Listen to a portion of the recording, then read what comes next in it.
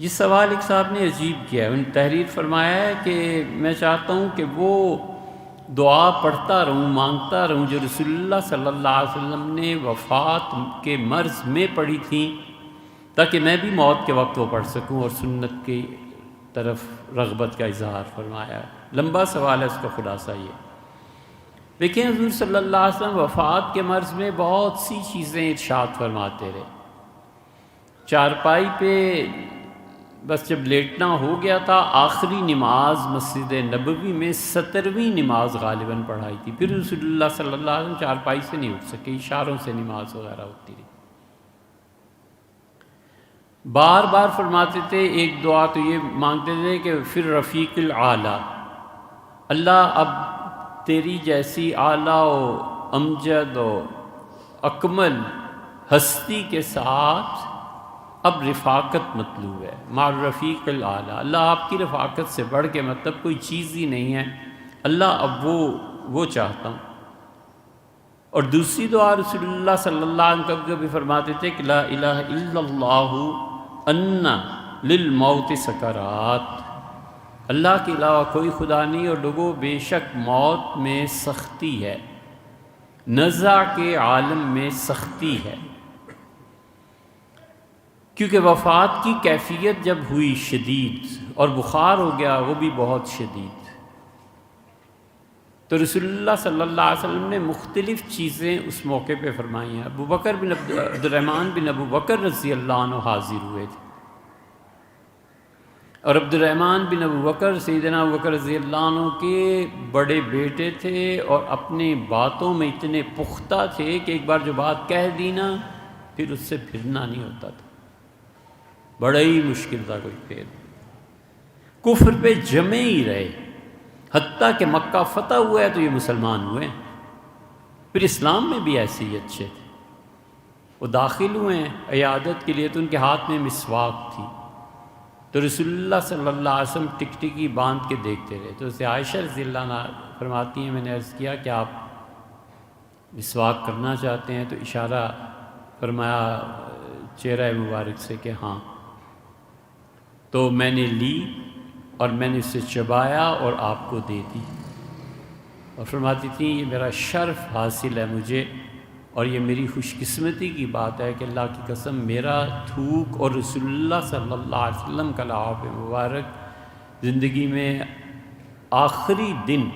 اور آخرت کے پہلے دن رسول اللہ صلی اللہ علیہ وسلم کے منہ مبارک میں جمع ہوگی۔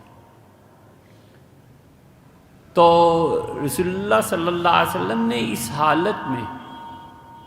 ایک عجیب بات ارشاد فرمائی جو شاید پہلے آپ نے کبھی بھی نہ سنی ہو۔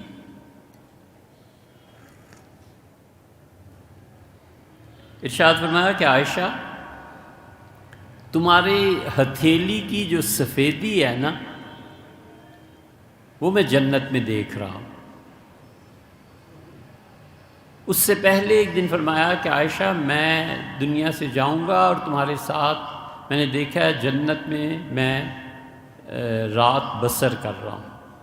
یہ دلیل ہے اہل سنہ کی اس جماعت کی جو سے عائشہ رضی اللہ عنہ کو سب سے افضل کہتے ہیں، وہ کہتے ہیں حضرت فاطمہ رضی اللہ عنہ سے بھی افضل ہیں، کیونکہ سیدہ فاطمہ رضی اللہ عنہ اپنے گھر رہیں گی سیدنا علی رضی اللہ عنہ کے ساتھ، اور عائشہ رضی اللہ عنہ اپنے شوہر کے پاس رہیں گی یعنی حضور صلی اللہ علیہ وسلم، حتیٰ کہ اس پہ اہل سنہ کے گروہ نے لکھا ہے کہ ام المومنین عائشہ رضی اللہ عنہ خدیجہ رضی اللہ عنہ سے بھی افضل ہیں، کیونکہ رسول اللہ صلی اللہ علیہ وسلم نے یہ فرمایا تھا وفات میں کہ اس مرض میں بھی فرمایا عائشہ موت بڑی سخت چیز ہے، پھر میں عائشہ تمہاری ہاتھ کی ہتھیلی میں جنت میں دیکھ رہا ہوں۔ یہ دکھائی کیوں گئی؟ آپ نے کبھی غور کیا ہو تو یہ اب بھی ہوتا ہے، ایک آدمی کہتا ہے کہ نانی کو خواب میں دیکھا ہے، ایک کہتا ہے دادی کو دیکھا ہے، ایک کہتا ہے ساری زندگی بہنوئی کو کبھی نہیں دیکھا، اس دن آئے تھے، فلاں کو نہیں دیکھا تھا اس دن۔ یہ ان لوگوں کو جو دیکھتا ہے نا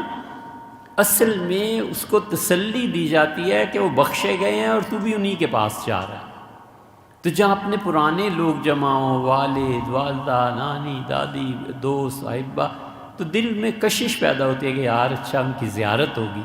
تو حضور صلی اللہ علیہ وسلم پہ یہ سختی وفات اور مرض اور ان چیزوں کی کم کرنے کے لیے خوش ہو گئے جب دکھایا گیا کہ ام المومنین عائشہ رضی اللہ عنہ کا ہاتھ آپ دیکھتے ہیں، اس کی ہتھیلی کی سفیدی دیکھیے ذرا، تو جنت کی طرف دھیان گیا۔ پھر ام المومنین کی طرف تو انہیں ارشاد فرمایا کہ میں نے تمہارے ہاتھ کی ہتھیلی کی سفیدی جنت میں دیکھی۔ یہ ہے چیز اہل سنہ نے جو عقیدے باندھے ہیں نا، یہ کوئی بچوں کا کھیل نہیں تھا، انہوں نے سب سوچ سمجھ کے دلائل دیے۔ اہل سنہ تینوں حضرات ہیں، کچھ ہیں جو ام المومنین عائشہ رضی اللہ عنہ کی افضلیت کے قائل ہیں، وہ اہل سنہ میں سے، کچھ ہیں جو حضرت خدیجہ رضی اللہ عنہ کو افضل مانتے ہیں، کوئی حرج نہیں، وہ بھی اہل سنہ میں سے، اور کچھ ہیں جو حضرت فاطمہ رضی اللہ عنہ کو سب سے افضل مانتے ہیں، وہ بھی انہی میں سے، اہل سنہ میں سے ہی ہیں، کوئی حرج نہیں۔ پھر نبی کریم صلی اللہ علیہ وسلم ایک اور دعا وفات کے وقت پڑھتے رہے اس بیماری میں بار بار کہ مع الذین انعم اللہ علیہم من النبیین والصدیقین والشہداء والصالحین وحسن اولئک رفیقا، اللہ ان لوگوں کے ساتھ رہنا مجھے مطلوب ہے جو انبیاء علیہ السلام ہیں، اللہ تیرے صالح بندے، شہداء اور وہ لوگ جو صدیقین ہیں، مع الذین انعمت علیہم من النبیین والصدیقین والشہداء والصالحین، تین ہو گئی۔ چوتھے رسول اللہ صلی اللہ علیہ وسلم یہ بھی پڑھتے رہے وفات سے پہلے کہ مع الذین انعمت علیہم اور مع الذین انعم اللہ علیہم من النبیین والصدیقین والشہداء والصالحین وحسن اولئک رفیقا فی الجنہ۔ اس روایت میں فی الجنہ کے الفاظ بڑھائے ہیں، یعنی اے اللہ جنت میں۔ ایک جگہ پانچویں دعا بھی آئی ہے، حضور صلی اللہ علیہ وسلم پڑھتے تھے مع الرفیق الاعلیٰ فی الجنہ، اللہ آپ کی رفاقت مطلوب ہے، آپ کا ساتھ، آپ کی خدمت میں حاضر رہنا مطلوب ہے، اور جگہ کیا ہے؟ وہ جنت ہے۔ دوستی کس کے ساتھ رفاقت ہے؟ وہ صرف تیری ذات ہے۔ تو متعین ہو گئی ہستی، کس جگہ ملنا ہے؟ فرمایا فی الجنہ، جنت میں اللہ آپ ہی کے ساتھ رہنا مطلوب ہے۔ کبھی کبھی رسول اللہ صلی اللہ علیہ وسلم یہ بھی فرماتے رہے کہ ولا، ایسے نہیں ہے بھئی،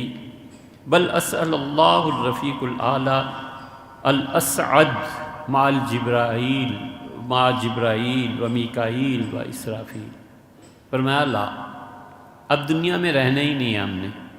اختیار دیا گیا نا کہ آئے آپ چاہیں تو اس دنیا میں رہیں، چاہیں عمر بڑھا دیتے ہیں آپ کی، رہیں آپ یہاں مدینہ منورہ، یا پھر آپ کو آخرت میں جنت میں لے چلتے ہیں۔ تو یہ فرشتے جب آئے تھے اس وقت ارشاد فرمایا ہوگا، فرمایا لا، نہیں اب یہاں رہنا ہی نہیں ہے۔ اور پھر فرمایا کہ بل اسأل اللہ الرفیق الاعلیٰ، اب اللہ ہی کے ساتھ رہنا ہے، اس کی رفاقت مطلوب ہے، الاسعد، اور اس کی رفاقت تو کیا شاندار چیز ہے۔ اور پھر فرمایا اس میں کہ مع جبرائیل و میکائیل و اسرافیل، اللہ تین تیرے فرشتے جبریل امین، میکائیل اور اسرافیل، ان تینوں کے ساتھ جنت میں رہنا مطلوب ہے۔ اور ایک بہت اچھی دعا رسول اللہ صلی اللہ علیہ وسلم جو مانگتے رہے ہیں، یہ کوئی بھی آدمی پڑھ سکتا ہے، اللہم اغفر لی ورحمنی، اللہ مجھے میرے خطاؤں کو معاف فرما، اللہ مجھ پہ رحم فرما، الحقنی بالرفیق الاعلیٰ، اور اللہ جنت میں اپنی رفاقت دے دے۔ اللہ تعالیٰ کی رفاقت کا مطلب ایک اور حدیث میں بھی آیا ہے، وہاں یہ آیا ہے کہ کچھ لوگ ایسے ہوں گے جنہیں ایک مرتبہ خدا کی زیارت ہوگی، کچھ ایسے ہوں گے جنہیں ہر ہفتے جمعہ کے دن، وہاں کا جمعہ کوئی اپنا ہی ہوگا، لے جایا جائے گا، کچھ ایسے ہوں گے جنہیں روز ایک مرتبہ اللہ تعالیٰ کی زیارت ہوگی، اور کچھ ایسے ہوں گے جو صبح شام خدا کے حضور میں رہیں گے۔ یہ جو ہے نا کہ اللہم اغفر لی ورحمنی والحقنی بالرفیق الاعلیٰ، یہ ہے دعا جو زبردست چیزوں میں سے ہے کہ اللہ میری خطاؤں کو معاف فرما، اردو میں پڑھ لیں، اور اللہ مجھ پہ رحم فرما، اور اللہ جنت میں اپنی رفاقت دے دے، اپنے حضور اپنی خدمت میں حاضری دے دے جو سب سے اچھی ہے۔ یہ سب آئی ہیں دعائیں۔